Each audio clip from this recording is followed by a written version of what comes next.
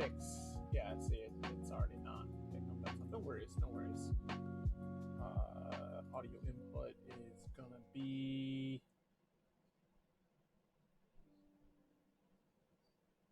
you, right? Oh yeah, yeah. Cool. So yeah. First off, I'm gonna do a little bit of a soapbox, like I said on the on the Twitter post there. I gotta find my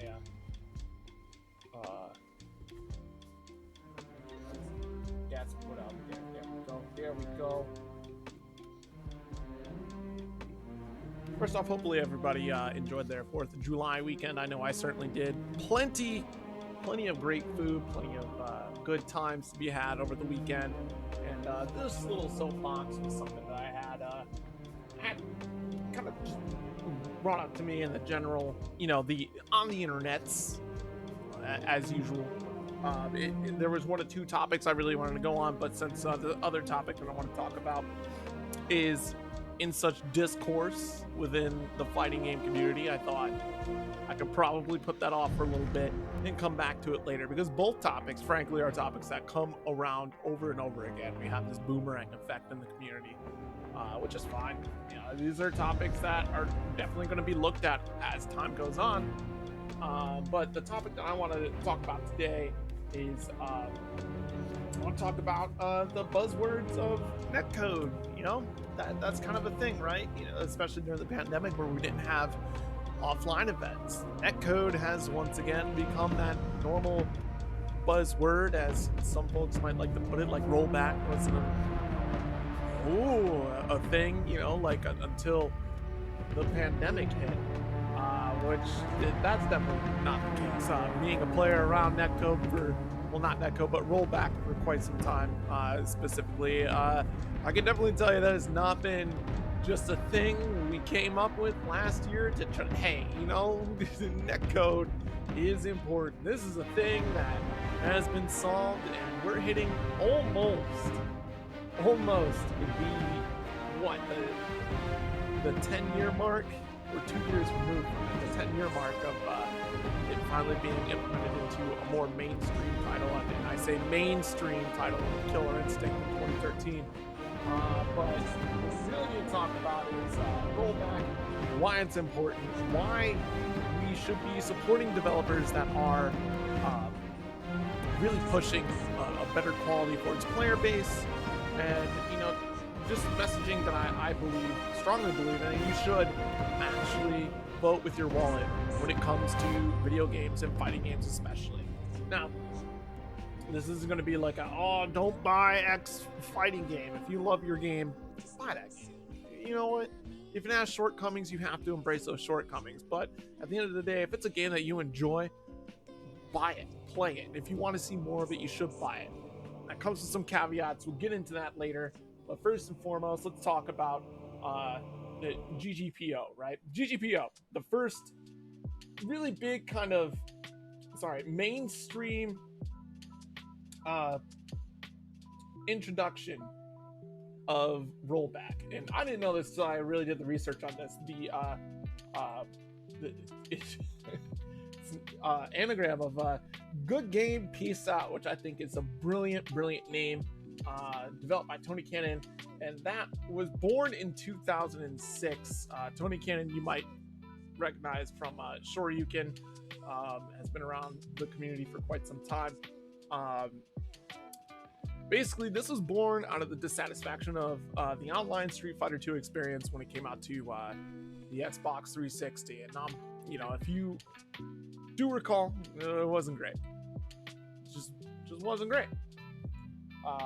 It was out of an idea that we want something better for these online interactions in fighting games. And with the rebirth of fighting games coming shortly after this, GGPO coming out in 2006, just before Street Fighter 4 had come out. A little bit early, a little premature there. It wasn't like the perfect end all be all, but it started out really great. Just even going through this wiki of GGPO and the history of it as well too. There's a lot of great information here. I highly recommend people check it out if you don't understand like or haven't really known like where Rollback came from or why this is important. This is a nice little resource. Also some other videos as well, including the interview with Adam Keats, who went over how Rollback works and Killer Instinct. Definitely check out the video. I should have pulled up a link to the video. I can share it in the description below, because I divide these out into YouTube videos. Definitely check them out. I have my other soapboxes there. But this is basically, it predicts the inputs, it will send and simulate the next frame without delay using that assumption when other players' inputs arrive. If any inputs that match the prediction, GGPO rolls back to the state of the last game, or of the game to the last correct state, and replays the player's revised inputs. You see variations of this, and I think probably the smoothest variation that I had seen was in Killer Instinct. That was the first implementation that really was like, wow, this is actually amazing. Which it didn't start out like perfect, and nothing ever does. But if you look at this long list of games that did implement it, which Dragon Ball Zenkai Battle using GGPO is actually insane. But I mean, I guess like the first implementation that really hit home for everybody, the first two rather, would be Street Fighter 3 and Skullgirls. Skullgirls is still a strong online community and has always done really well. And same thing with Street Fighter Third Strike Online Edition. So what gets me is that during the pandemic, yeah, there was a big push for Rollback and a lot of the popular fighting games that were coming out at the time. But this wasn't just like out of nowhere, you're like, you know what, let's introduce this buzzword, like some folks like to think. I mean, we're talking 2013, you have your release of Killer Instinct, or remember Rising Thunder. Oh my gosh, look at all these games that are playing that are using GGPO, and then of course Rollback, or at least some form. This is the list of games that you do have. Street Fighter Cross Attacking using that as well. Of course, 2013 Killer Instinct release further pushed the idea that Rollback was necessary, and pushed like the rhetoric of like there should be a better standard for fighting games. And I think that was really taken to heart, especially since we saw the successful implementation of it in Killer Instinct and Street Fighter 3 Online. And of course, you see in 2016 that MKX also updated the netcode to feature a form of Rollback to have like a better online experience. The wave even pushed into Street Fighter 5, eventually inputting its own version. Wasn't the greatest version. Definitely left a bad taste in the mouth of some players that had not played a Rollback game before. Like, you guys all said this was great, and it's not. Clearly, we have the proof here. It's not great, which was unfortunate, because Street Fighter is like that world's fighting game, right? That whole, like soccer is the world's sport. Street Fighter, in a way, is like the world's fighting game. Tekken 7 also eventually implemented Rollback, but you see some choice words here, and I was trying to get into this from Harada, who was in an interview. If you haven't tuned into any of these bar interviews that Harada has been doing, he was caught in one of the interviews talking about how Rollback netcode and like just netcode in general has become like this buzzword, which is kind of inspiring this topic in general, which is interesting to hear when fans demand a better product from your developer. And this is something that Harada eventually later released a twit longer. Definitely check that out, because he tries to explain himself, and because trying to translate Japanese to English sometimes is a very difficult task. It still is a very difficult task, but there's some miscommunication there in the quote. But the general idea is that he does want to create that the infrastructure should already be there. At least is what he's saying here, which again, I saw another tweet from him talking with Virtua Fighter developers that they kind of just didn't believe in Rollback, something to the effect of that. Something I should definitely put in a little bit more research here, because I just saw the tweet today before getting all my information put together, actually just like minutes before I even started streaming. So that's an interesting story to try to dig into that. But there should be a demand from your fans, right? There should be a demand from your player base that loves your game, and the people that do talk poorly of your game generally do love it a lot.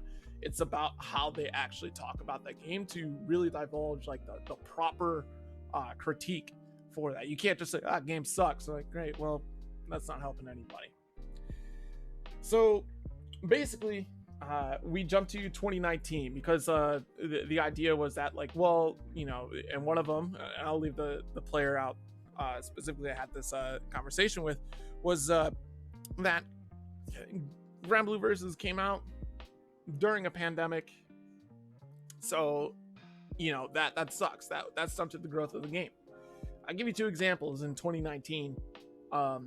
Two games released. Power Rangers Battle for the Grid released in March 2019. Samurai Showdown released in June 2019.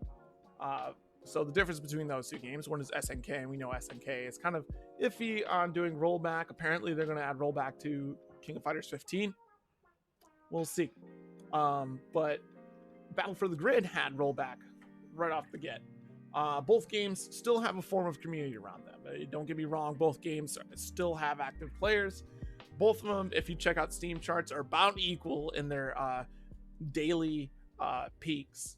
But so, like, I'm not trying to point out like whether one is stronger over the other. It's besides the point. The point is, if you're not in the community, then you won't understand the passion behind the game, which is a lot of the attacks that Granblue Versus gets. But the point in this example being that with the rollback implementation of Battle for the Grid, there was already a league in place. The league is still going. There's points involved. It's much easier to just pick up and play the game. Cross-play is available for it. They have a lot of freedom with that.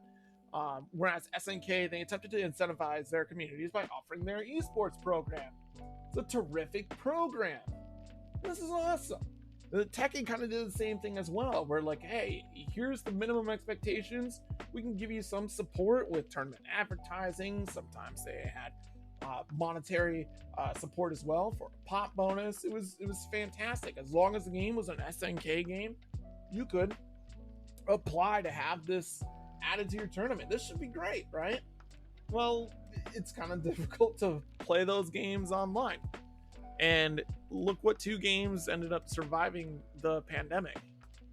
And again, Sam Show is still played, but I hear a lot more about Battle for the Grid, and maybe it's biased because maybe I'm more affiliated with folks that are within the Battle for the Grid community. If you want to tell me otherwise, absolutely. Tweet at me and put it in the comments in the YouTube when this gets posted. By all means, I'd love to hear it because Sam Show was a game that I really thought about picking up, but the fact that it's online didn't work. Kind of deterred me from doing that. So at the top of this conversation, I really brought up the point of you should vote with your wallet. And I'm kind of hitting my 15-minute mark here on this. So I'm going to try to wrap all this up in a nice, pretty bow. What you should end up doing when it comes to a fighting game, right, is that you should absolutely vote with your wallet. With any game in general. If a game or a product does not have the thing that you're looking for to be successful, don't pay for it. That is the message that you send to the developer. Like, this, you did not create the thing that I want. The thing that I think would be beneficial for the game, I'm not going to support that. The alternative being, because we ran into this a lot with Street Fighter as well, where this is the game series that you love. You do want to support it. You want to see more. And by all means, pay for it, but understand that there is the stipulation of that product that you purchased into is going to be what it is. It's not going to get much better, which Street Fighter has come a long way, mind you. Street Fighter has done tremendous. I'm really looking forward to seeing how the new developers, not the new internal developers there, are really going to bring out Street Fighter 6, because they've done a tremendous job to really bring that game back. But at the outset, though, that was a scary investment for that game. And of course, you also have to think about sending the incorrect messages to developers when you do vote with your wallet. In some cases, there have been games where they weren't paid enough to make the game, or like not enough copies sold, so they were like, all right, that just means that they don't want it, so see you later. Or if you ended up buying it, then they were like, oh, this works, so we don't need to evolve it, and where you can just keep it the exact same. This is what people want. So there's some caveat to that idea, but at the end of the day, it should always be about voting with your wallet. The game does not have a successful network or netcode to play easily, which you can check out my initial conversation about it. If it's not immediately accessible, if it's not gonna have that instant gratification because I'm about to boot up Destiny 2 and I can just easily boot up and play it. Now, granted, that player population is huge, but the fact that I can just turn it on within a few minutes and play is terrific. If you look at Strive right now, waiting a whole 5 minutes and to just boot up the menu to get online to connect to the servers, I hope that gets optimized. I hope it gets fixed. I hope the lobbies get fixed. That's a big deal, but I definitely bought into that game because I believed in the product that was in there with its rollback netcode, with its easier way to just sit there and play the game, with the hope that it does get better. And if you have that mindset and you are accepting of the fact that your game can still grow, there's definitely changes on ahead. It's going to be okay. In the idea of Grand Blue Versus, unfortunately, it is what it is. It came out at launch. A lot of us took a chance on it, and we have supported that game endlessly. I've supported the game and still support that game to this day. And we hope all the best for that game. If the work doesn't pay off, that it doesn't get the support and love that it deserves, then that's unfortunate. But people will be hurt by that. Will they support it after that? That's the problem. I'm fighting a sneeze. And I lost the fight. Excuse me.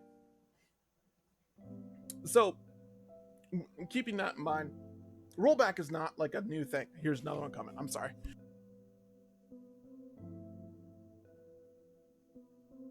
Rollback is not a buzzword. It never has been. This is a 10-year problem that has been solved. And whether or not the developers want to support the idea of offering a better infrastructure for those games is up to them. But at the same time, as a consumer, it is up to you whether or not you support that game that does or does not have that backbone and infrastructure to keep your community alive. Sure, Street Fighter, being the world's fighting game, has plenty of support, regardless of what type of netcode it had early on. And its netcode now is still iffy at best. But at the end of the day, I like to think that the community has been hurt. And definitely keep championing that message of rollback is necessary. Because at the end of the day, in this pandemic, that should have been the lesson. That should have been 100%. Like, you know what? We've been looking at this wrong. And whether or not it gets picked up is going to be up to the consumers to really champion that voice. It worked for Strive. Keep putting out there for King of Fighters 15 or whatever next fighting game comes out. Street Fighter 6 even. That's been my Zero Soapbox. We have a couple other videos on this YouTube channel as well. I'll put those right like here. Or here. One of the two. It doesn't matter. But yeah, stay tuned because tomorrow we'll have another one. In which I kind of divulge into another great FGC dilemma. And, you know, this won't just be limited to fighting game content. It'll also be about other things that are going on, other research topics that I want to kind of look into and talk about, whether it be about the business of the industry itself, whether it be about a game I'm really passionate about, or maybe some cool memory. Who knows? It's definitely going to be gaming related, though, that's for sure. So thank you again that everyone tuned in for that. But now we're going to jump into some Destiny 2 because it is Bungie Day. Let's get into that.